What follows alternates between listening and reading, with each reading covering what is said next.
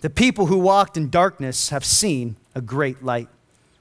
Those who dwelt in a land of deep darkness, on them has light shined.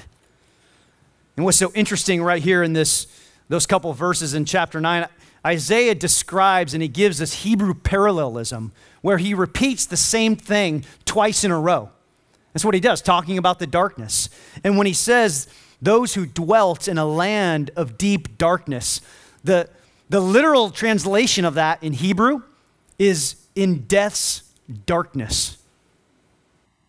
And we see Isaiah, he says there's this shadow of death that is permeating over us.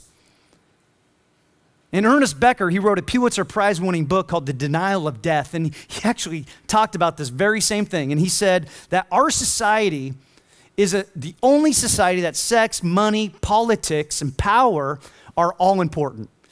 He said, in every other society before, those things have always been important, but they've never been all important the way it is for us. Our obsession with beauty and romance and status and accruing wealth and stuff.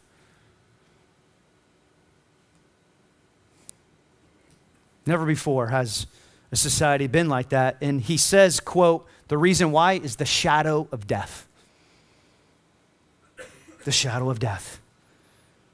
We need to feel significant as humans, and if this life is all there is, we'll go after it at all costs. We'll hurt people, lie to people, steal from people, talk behind people's backs, exaggerate, manipulate. That's what we'll do. And when we look at our wake that we leave in life, and all of us have a wake, and we look back and we see how we've lived and what we've pursued and the people that we've hurt, the things that have been done to us. And I know in my own life, just looking at my own wake and seeing oftentimes what I've done in my life of pursuing my own needs, pursuing my own wants, and doing whatever it is, even very subtly, and never saying it like that, but doing that.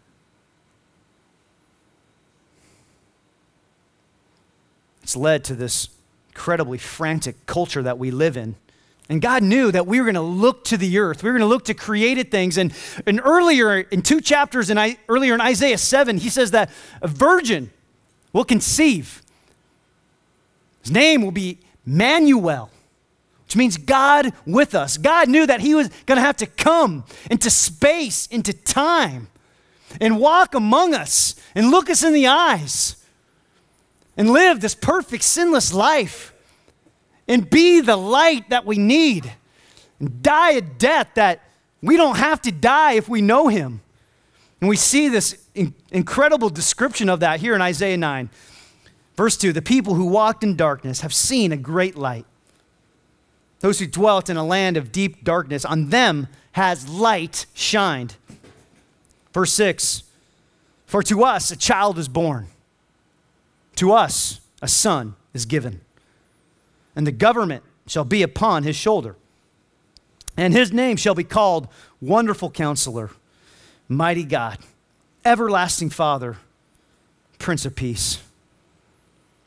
Isaiah, he's prophesying 700 years before the time of Christ. God is saying, you need an answer. You need light. You're looking to the wrong things, and I want to come, and I want to pull you out, and I want to give you hope, and I want to restore you, and I want to renew you. I want to come into the midst of where you're at, right into your pain, right into your struggle, meet you where you're at.